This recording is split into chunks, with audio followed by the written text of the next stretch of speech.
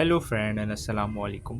Welcome to my channel. ये ACC 501 final term के preparation के इंपॉर्टेंट पॉइंट डिस्कस किए जा रहे हैं आज की वीडियो के अंदर। तो गौर से देखिएगा इस वीडियो को। आइए स्टार्ट करते हैं आज की वीडियो को। अब जो मतलब ये कॉमन स्टॉक जो होता है, कॉमन स्टॉक मतलब जो आप प्रेफरेंस नहीं, कॉमन स्टॉक जो आप भी खरीद सकते हैं, प्रेफरेंस भी खरीद सकते हैं वैसे, लेकिन कॉमन स्टॉक पे ये होता है कि डिविडेंड जो है वो मिले ना मिले, प्रेफरेंस को इंटरेस्ट ज़रूर मिलता है। तो खैर, तो वो with a constant dividend is term as क्या कहलाता है, zero growth type of stock कहलाया जाता है। यानी कि जो कांस्टेंट गिरा है वो टर्म क्या कहलाई जाती है, यानी जो कांस्टेंट ग्रो कर रहा है उसको क्या कहलाया जाता है, growth type, zero growth type of stock in which impact क्या क्या होता है, D1 D2 D3 और D is equal to constant, यानी कि सारे इज इक्वल टू लगाएं और कॉन्स्टेंट के बराबर आ रहा है। और D1 is equal to PO is called क्या कहलाया जाता है, डिविडेंड यील्ड कहलाया जाता है। अब डिविडेंड्स क्या होता है, डिविडेंड जो है वो आपका जो कैपिटल आपने लगाया, जैसे मिसाल दिए कोई शेयर आपने 100 रुपये का लिया, तो वो कैपिटल है आपका, उस पर अब कंपनी 10 रुपये दे दे, 2 रुपये दे दे, 1 रुपये दे दे, तो वो डायरेक्टली और इनडायरेक्टली रिलेशनशिप होता है उसका। ठीक है, contribution to the corporation by the share holder के ज़रिए।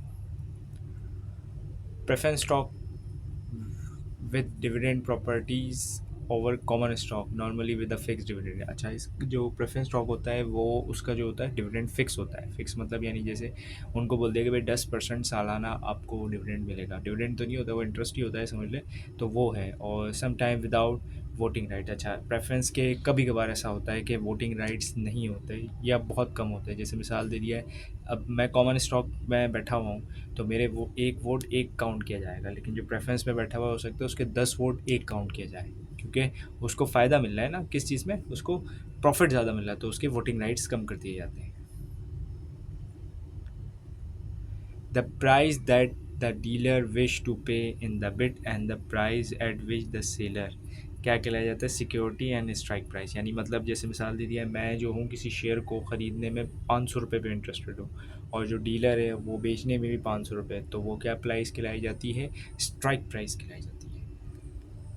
ब्रोकर, ब्रोकर क्या कहलाता है, arranger security transaction among the investor and matching the investor wishes to buy the security with investor and wishing to sell security. अच्छा, broker समझ लें आप जो है वो पाकिस्तान के अंदर बैठे हैं, PSX के अंदर डायरेक्ट जाके, जैसे आप PSX की बिल्डिंग में चले गए और डायरेक्ट जाके बोले भाई मुझे इतने शेयर जो है वो XYZ कंपनी के दे दो, तो ऐसा नहीं होगा। वो बोलेंगे भाई आप अपना अकाउंट जो है वो ब्रोकर के पास बनाएं, ब्रोकर जो है वो हमें ऑर्डर देगा, हम वो खरीद सकते हैं। तो बीच में मीडिएटर जो है वो ब्रोकर होता है। अब ब्रोकर कोई भी बन सकता है, लाइसेंस होता है इसका SCCP वगैरह से, लेकिन ये है कि इसके लिए कुछ रिक्वायरमेंट्स पूरी करनी होती है। खैर, ये तो अलग टॉपिक हो जाएगा। तो वो आपकी क्या क्या करता है, वो आपकी हेल्प करता है किस चीज़ में, कि आपकी बाइंग एंड सेलिंग जो परचेज़ हो रही है आपकी।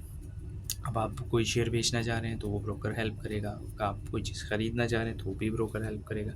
इसी तरीके से ब्रोकर, कुछ ब्रोकर तो बहुत अच्छे होते हैं, तो वो आपको अपना रिसर्च भी बताते हैं, मार्केट की ट्रेंड्स भी बता रहे होते हैं। The difference between an investment market value at cost is called net present value. यानी कि मतलब क्या है कि मार्केट वैल्यू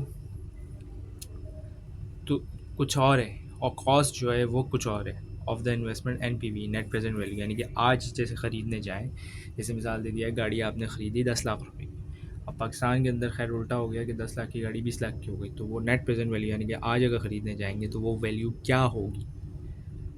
आपने तो ख़रीदी 10 लाख की, लेकिन अब उसकी वैल्यू 15 लाख हो गई, 20 लाख हो गई, तो वो है net present value. Internal rate of returns, IRR जिसे कहते हैं, we try to find a single rate of return which summarise the merits of a project. ठीक है, क्या मतलब, अब IRR जो है वो आपको समराइज़ कर देता है, बता देता है कि भाई इसका ये रिटर्न आना है। अब आपको डिसीजन मेकिंग में आसानी हो जाती है, whether you choose to invest और whether you don't choose the invest. अच्छा, based on IRR rules an investor is except acceptable if the IRR exceed the required return and reject otherwise. जैसे मिसाल दे दी, आपने एक्सपेक्ट किया कि भाई 10% return आए, ठीक है, IRR आपका आ रहा है 11%, तो आप फ़ौरन एक्सेप्ट कर लेंगे क्योंकि आपके जहन में 10% चला था, लेकिन अगर यही सिनेरियो दूसरे केस में आ गया कि आपने एक्सपेक्ट किया कि 10% रिटर्न है, लेकिन आपका जो रिटर्न आया वो IRR के ज़रिए वो आया आपका 9% या 8%, तो आप उसको रिजेक्ट कर देंगे। प्रॉफिटेबिलिटी इंडेक्स यानी कि PI is the ratio of represent value to cost. It measure the present value of an investor per dollar, यानी कि मतलब कि किस चीज़ को मेजर करता है कि प्रेजेंट वैल्यू ऑन इन्वेस्टमेंट पर डॉलर पे करता है। रेलिवेंट कैश फ्लोज, तो रेलिवेंट कैश फ्लोज क्या होते हैं कि for a project is the change in which firm overall cash future cash flow is coming, यानी मतलब कितने कैश फ्लोज आएंगे, ये अक्सर इंस्टॉलमेंट के अंदर देखा जाता है। As direct consequences of decision to the present for the invest, यानी मतलब अब जैसे आपको इन्वेस्ट कर रहे हैं, ठीक है, 10 साल के लिए, तो आपके पास रेगुलर कैश फ्लोज कितने आएंगे। अब जैसे कोई चीज़ आप ख़रीद रहे हैं, उसको रेंट पे कर देंगे, तो हर साल आपको उसका रेंट यील्ड मिल रहा है, तो अब वो कितने कैश फ्लोज आ रहे हैं, 10 कैश फ्लोज आ रहे हैं, तो उस पर डिसीजन पे अगर आपकी कीमत से ज़्यादा है तो आप कर देंगे, और कीमत से कम तो आप रिजेक्ट कर देंगे। इंक्रीमेंटल कैश फ्लोज क्या कहलाए जाते हैं? For project evaluation consist of any and all changes in the firm future cash flows directly consequence tech project, यानी ये मतलब क्या होता है, ये इवेल्यूएट करते हैं किस चीज़ में, कंसिस्टेंस ऑफ एनी और ऑल, पहले तो all changes in the future cash flow directly consequence tech project, जो प्रोजेक्ट ले रहे हैं उसके कैश फ्लोज में चेंजेस कितनी आएंगी वो देखने के लिए ये इस्तेमाल होते हैं incremental cash flows. Sunk cost वो कॉस्ट होती है जो आपकी समझ ले डूब जाए, ठीक है। जैसे मिसाल दे दिया है, अब ऑयल कंपनीज़ जो हैं वो डिफरेंट डिफरेंट पार्ट्स में, चाहे पाकिस्तान हो या फिर कोई और का कंट्री हो जहाँ पे ऑयल निकलने के चांसेस होते हैं, वहाँ पर ड्रिल करती हैं। अब ड्रिलिंग के अंदर भी उनके millions of rupees, millions of dollars चले जाते हैं, ठीक है। अगर लेकिन वहाँ से ड्रिल करा और ऑयल नहीं निकला, तो वो उनकी पूरी की पूरी कॉस्ट, रिसर्च जो थी, सब कुछ था, वो सब का सब ज़ीरो हो जाएगा, संक कॉस्ट बन जाएगा। एक्सपेक्टेड रिटर्न, ठीक है, consider a single period of time as say a year, we have to stock L and U and they expected to be return कितना, 20%, 25% एंड 20% रिस्पेक्टिवली कमिंग ईयर, यानी वो return जो आप सोच रहे हैं कि वो 20% है, 25% है, कितना रिटर्न आप सोच रहे हैं।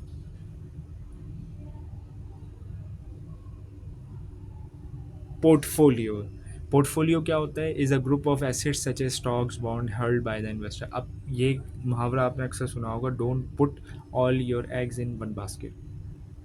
तो क्या बड़े इन्वेस्टर्स, क्या छोटे इन्वेस्टर्स को भी यही करना चाहिए? बड़े इन्वेस्टर्स तो करते ही करते हैं कि अपने सारे पैसे एक जगह नहीं लाते। जैसे मिसाल दे, पाकिस्तान में हर किसी को शौक़ होता है रियल इस्टेट ख़रीद लो, रियल इस्टेट ख़रीद लो, कोई इल्म नहीं, कुछ नहीं, कैसे मार्केट वर्क करती है, मार्केट ड्रिवन कैसे होती है, किस तरीके से लॉस से बचा जाता है, कोई इल्म नहीं, सारा पैसा लगा दिया स्टॉक में, या सारा पैसा लगा दिया रियल इस्टेट में, या सारा पैसा लगा दिया आपने बॉन्ड्स में या गोल्ड में। अब लॉस हो गया तो पैसा भी गया, और आपकी हार्ड अर्न मनी तो गई गई, और आपका टाइम भी वेस्ट हुआ, और आपको दोबारा अर्न करना पड़े। तो इसलिए पोर्टफोलियो बनाए जाते हैं हमेशा, कि मतलब जैसे मिसाल दे दी आप अपनी मेरी अपनी पर्सनल एडवाइस यही है, और मैं भी यही करने की कोशिश करता हूँ कि 5 चीज़ों के अंदर आप पैसा रखें, ठीक है। पहला पैसा रखें आप हार्ड कैश में, कैश, ठीक है। जैसे अगर आपके पास 10 लाख रुपए हैं, तो 50,000 या 1 लाख के करीब आपके घर में या फिर आपके बैंक अकाउंट में पड़ा हो, ठीक है। दूसरा ये कि एक सेविंग अकाउंट खुलवा लें, अब इस्लामी खुलवाएं या नॉन इस्लामी, ये आप खुद डिसाइड करें, लेकिन ये है कि सेविंग अकाउंट खुलवा लें, उसके अंदर आप अपने पैसे को रखें, तकरीबन 2-3 लाख रुपए वहाँ रख लें। फिर उसके बाद जाके एक आप बॉन्ड मार्केट के अंदर, या बॉन्ड नहीं तो ये जो बैंक्स होते हैं ये भी आपको सर्टिफिकेट इश्यूज़ करते हैं, ठीक है, वो आप ख़रीद लें। फिर थोड़े से पैसे आप गोल्ड में लगा दें, थोड़े से पैसे आप जो है वो स्टॉक्स में लगा दें, तो फिर आपके don't put all your eggs in one basket वाली मिसाल आपसे हट जाएगी, और इसी को पोर्टफोलियो कहते हैं। ये मैंने समझाने के लिए मिसाल दी है, करने की रिकमेंडेशन कोई नहीं है, समझाने की मिसाल दी है मैंने। सिस्टमेटिक रिस्क क्या है कि risk that influence the large number of asset it is called market risk, यानी कि मतलब जो रिस्क है वो लार्ज नंबर ऑफ एसेट्स पे है और वो का क्या कहलाता है, मार्केट रिस्क कहलाता है। Weighted average cost of capital क्या होता है, overall return the firm earn on existing cap assets to maintain the value of the stock, यानी कि जितना भी पैसा कमा रही है एग्जिस्टिंग एसेट्स से वो स्टॉक की वैल्यू के। ऑपरेटिंग साइकिल क्या है, period the time period between the acquisition of inventory and collection of cash from the receivables, यानी कि मतलब ऑपरेटिंग साइकिल क्या होती है कि जैसे मिसाल दीजिए आपने एक्वायर इन्वेंट्री ख़रीदी और उसको कितनी देर में कैश में कन्वर्ट कर दिया, आपके पास पैसे आ गए, तो ये आपकी ऑपरेटिंग साइकिल कहलाती है। कैश साइकिल जो होती है कि between cash disbursement and cash collection, यानी कि मतलब आपने कोई चीज़ माल उधार पे बेच दी और 30 दिन बाद पेमेंट उसके आ गई। Do not collect until 0.5, so we have to arrange the finance. सही है, अगर जैसे मिसाल दे दिया है कि 30 दिन का टाइम था, ठीक है, और 105 दिन तक नहीं हुए, तो 75 दिन का जो है वो आपको फाइनेंस अरेंज करना पड़ेगा, या फिर ये है कि ज़ाहिर सी बात है आपके जो कैश फ्लो डिस्टर्ब हुआ है उसके लिए आपको कोई ना कोई अरेंजमेंट करना पड़ेगा। So we have describe the cash cycle, ठीक है, तो कैश साइकिल क्या होती है, operating cycle minus accounts payable कहलाई जाती है। प्रिकॉशनरी मोटिव क्या होता है, the need to hold cash as safety measure to act as a financial, वही प्रिकॉशनरी मोटिव है। जैसे मिसाल दे कि हम हमेशा हमें घर के अंदर जितने भी बड़े होते हैं वो ये हमेशा हमें बोलते हैं कि यार थोड़े पैसे बचा के रखो, वक्त पे काम आएंगे। अब ये जो वक्त है ये कभी भी आ सकता है, अल्लाह ना करे खुदा ना करे किसी के घर के अंदर कोई तबीयत ख़राब हो जाए, कोई और इमरजेंसी आ जाए, तो वो वक्त पे जो है वो प्रिकॉशनरी मेजर के ज़रिए आप पैसे अपने पास होल्ड रखते हैं, कैश में भी रख सकते हैं या कोई ऐसे लिक्विड एसिड रख लें जो आपको फ़ौरन कन्वर्ट हो जाए। मैं उम्मीद करता हूँ ये वीडियो हेल्प करेगी आपकी एग्जामिनेशन प्रिपरेशन में। Thank you for watching this video and अल्लाह हाफिज़।